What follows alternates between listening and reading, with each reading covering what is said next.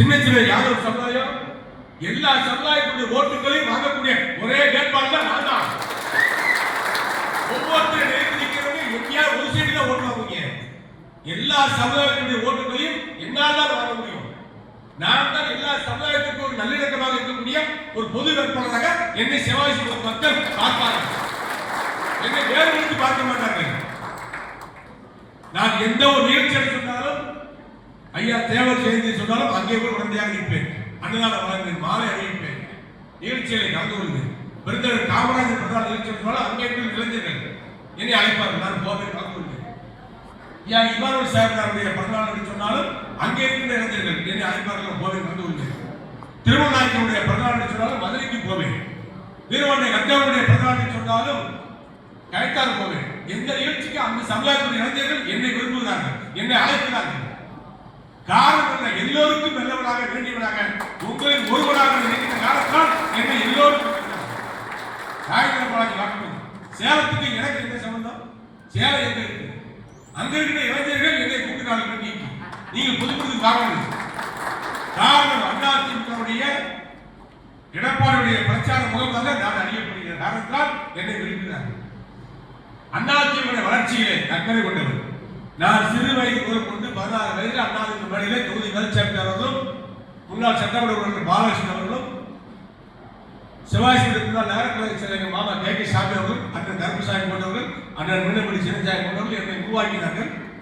தொகுதி மேல்சேர்மன் அவர்கள் திருத்தங்கள் பொதுக்கூட்டத்திலே மணியம் அண்ணா பிரதான அண்ணா தொழிற்சங்க பொதுக்கூட்டத்தில் என்னை மேடை ஏற்றினார்கள். அன்றிலிருந்து வைக்க பிடித்தவர் இந்த இயக்கத்திலே ஒரே இடத்திலே விசுவாசமாக இருக்கிறேன். ஒரே இடத்தில் பல பிரச்சனைகள். திமுக ஆட்சிக்கு வந்த உடனே யாரை குறிவித்தார்கள்? 2000 போலீஸை போட்டு 16 தனிப்படையை போட்டு என்னை வேட்டையாடினார்கள். நான் பயந்தனா, பின்னைங்கனா, ஒழித்தனா, ஓடினா, போலே பிடித்தீர்கள், செய்து அடைத்தீர்கள், சகித்துக் கொண்டேன். தனிமை சிறை, சிறைக்குள்ளே ஒரு சிறை, இருட்டு அறையை வைத்தீர்கள். ஒரு ஊராவட்டை கூட கொடுக்காமல் தடுத்தீர்கள். நான் நீங்க கேட்ட இடத்துல கைது பண்ணா, நீங்க கொடுத்த அபிவிருத்தி கைது பண்ணா, நான் நேதாஜியை வழியில் வந்தவன், எவனுக்கு பயப்பட மாட்டேன். என்னை அடக்குமுறை அடக்கவே முடியாது. மகிழ்ச்சியுடைய வரலாறை படித்தவன், பிடல் காஸ்டோ வரலாறை படித்தவன், சேக்குவராவுடைய வரலாறை படித்தவன், வீரவாண்டிய கட்டாவுடைய வரலாறை படித்தவன், தேவனுடைய வரலாறை படித்தவன், பல தியாகியுடைய வரலாறை படித்தவன், இந்த நாட்டுக்காக தியாகம் செய்த தலைவருடைய வரலாறை படித்தவன், வாவுசுடைய தியாகத்தை படித்தவன். ஆகவே இதை மிரட்டி பணி வைக்காமல் திமுக அரசு நினைத்தது. பல அவர்களுடைய கைது செய்து வந்து எதற்கு உங்களுக்கு இந்த தேவை? இதை காட்டி கொடுத்து விடுங்கள், இவர்களை சொல்லிவிடுங்கள். உங்களுக்கு உடனடியாக ஜாமீனுக்கு ஏற்பாடு செய்கிறோம், உடனடியாக சௌகரியம் கொடுக்கிறோம், ஃபர்ஸ்ட் கிளாஸ் உங்களுக்கு அலாட்மெண்ட் பண்ணிக்கணும் சொன்னாங்க. கேவலம். எத்தனையோ தூக்கு சேரை முத்தமிட்டு செத்து இருக்கிறார்.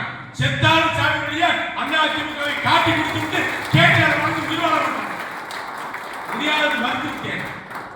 எத்தனை பேர் வந்தார்கள், எத்தனை ஐபிஎல் வந்தார்கள், எத்தனை உளவுத்துறையாளர்களை பார்க்க வந்தார்கள்.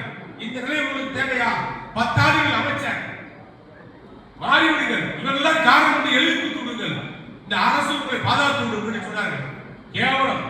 உயிருக்காகவும் சுகத்துக்காகவும் வழக்கில் பயந்து மனம் மாறலாம் என்ற நிலைமை வருவதை விட சிறைச்சாலையை ஓராமல் தனிமையில் கூட இருக்கிறது சொல்லி தடுத்துட்டேன். உங்களிடத்தில் கேட்டனா இதே எஸ்பி காப்பு நான் வெட்டி கொடுத்த பிடிகளை வச்சு விடிய விடிய விசாரணை பண்ணுகிறீர்கள். மிகப்பெரிய லைட்டுகளை போட்டு உறங்க விடாமல் நான் எதிரி கையெழுத்து போட்டுனா என்னுடைய வழக்கறிஞர்கள் கூட சந்திக்க விடவில்லை. அத்தனையும் காக்கி சட்டைகள், ஸ்டாலின் ஏறிவிடப்பட்ட காக்கி சட்டைகள், 10 எஸ்பி, 3 டிஐஜி, 2 ஐஜி, அத்தனை பேரும் சேர்ந்து பல்வேறு விதமான கேள்விகள் கேட்டீர்கள். ஒரு கேள்வியாவது உங்களுக்கு உடன்பட்டு என்னிடத்தில் நேர்மை இருந்தது, உண்மை இருந்தது. புரட்சி தலைவர் எம்ஜிஆரை பார்த்து வளர்ந்தவன், அவர் படத்தை பார்த்து வளர்ந்தவன். உரிமை கோரல் திரைப்படத்திலே கத்தியால எம்ஜிஆரை புத்தக நேரத்திலே திரைப்படத்திலே கல்லால் அடித்தவன். அந்த அளவுக்கு எம்ஜிஆருடைய விசுவாசிகள் காட்டி கொடுத்து வாழ்வதை விட கூட்டி கொடுத்து வாழ்வதை விட மாணவி பெருகிட்டு உயிரிழக்கக்கூடிய அம்சம் சமூகம். திமுக அரசியலை பரிதாக்கியது. நான் பின்னடிக்கவில்லை, எடுத்த காலை முன்னெடுத்து வைத்து சென்றவன். ஆகவே இன்றைக்கு சொல்கிறேன், நம்ம இருக்கின்ற சக்தி எவனுக்கு கிடையாது. என்னைத்தான் அழிக்க நினைப்பார்கள், என்னைத்தான் ஒடுக்க நினைப்பார்கள், என் மீது தான் குற்றச்சாட்டு சொல்வார்கள். கொலை குற்றத்தை சாட்டினால் கூட நான் பொறுத்து கொண்டிருப்பேன். அவங்க வாங்கி நான் வேலை என்று சொல்லி ஏமாற்றியதாக வரலாறு உண்டா? கேடிஆர் பாலாஜி என்று வந்தவருக்கு நன்கொடை கொடுத்திருக்கிறார், கோவில் கொடுப்பான். இப்படித்தான் பேர் வாங்கினர். கேவலம் என்ற இந்த திமுக ஆட்சியை அடித்து நொறுக்க வேண்டும்.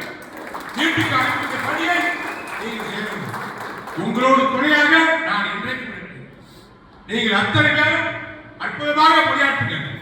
உங்களுக்கு பக்கபலமாக உங்கள் சகோதரனாக, உங்கள் தோழனாக, உங்கள் குடும்பத்தில் ஒருவராக கேடிஆர் பாலாஜி நான் இருப்பேன் என்ற உறுதியை சில பேர் சொல்வார்கள், அங்க போயிருக்காங்க, இங்கே போயிருக்காங்க, சிவகாசியில் தான் நிற்பேன்.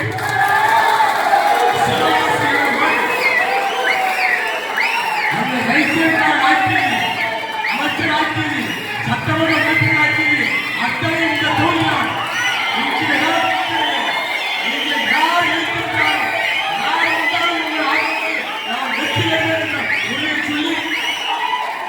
உங்கள் அத்தனை பேருக்கும் நெஞ்சார்ந்த நன்றி கலந்த வணக்கத்தை சொல்லி எனது மனக்குமுறலை சொல்லக்கூடிய பாக்கியத்தை கொடுத்த உங்கள் அத்தனை பேருக்கும் நெஞ்சார்ந்த நன்றியை சொல்லி வந்திருக்கிற நிர்வாகிகளுக்கு நன்றி சொல்லி ஒவ்வொருத்தரும் ஒரு சில நிமிடங்கள் பேசுவதற்குதான் நம்முடைய பொறுப்பாளர் அன்பு சகோதரர் ஜான்மோகன் அவர்கள் சில கருத்துக்களை உரையாற்றுகிறார்.